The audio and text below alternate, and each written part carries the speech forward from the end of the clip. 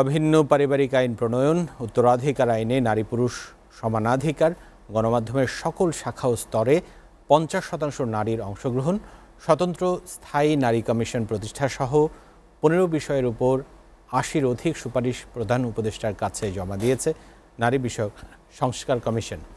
শনিবার সুপারিশ জমা দেওয়ার পর ফরেন সার্ভিস একাডেমিতে সংবাদ সম্মেলন করে এ বিষয়ে বিস্তারিত জানান কমিশনের সদস্যরা। এইচ.এম. মেহেদী হাসানের প্রতিবেদন।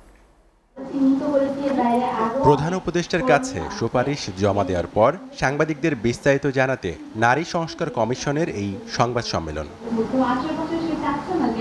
এতে উপস্থিত কমিশনের ১০ সদস্য একে একে তুলে ধরেন সুপারিশমালা।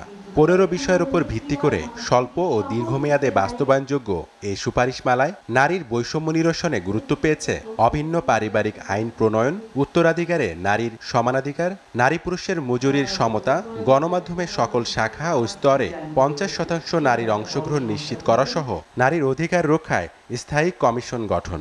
অভিন্ন পারিবারিক আইন প্রণয়ন যদি এখনই করা হয়, এটা ঐচ্ছিকভাবে হতে পারে অন্য ধর্মের জন্য, কিন্তু পর্যায়ক্রমে এটি বাধ্যতামূলক করতে হবে আমাদের সবার স্বার্থে। কারণ সমতা এবং ন্যায় বিচার প্রতিষ্ঠা করার জন্য আইন সকলের জন্য সমানভাবে প্রযোজ্য হবে এবং আমাদের সংবিধান বলছে আইনের চোখে সবাই সমান। কমিশন সমাজের বিভিন্ন স্তরের সাথে সংলাপ করে যে সুপারিশ প্রণয়ন করেছে তা বাস্তবায়ন করা গেলে সমাজ ও রাষ্ট্রের সর্বস্তরে নারীর প্রতি বৈষম্য দূর হবে জানিয়ে তারা বলেন, এ ব্যাপারে অন্তর্বর্তী সরকার বিশেষ ভূমিকা পালন করতে পারে।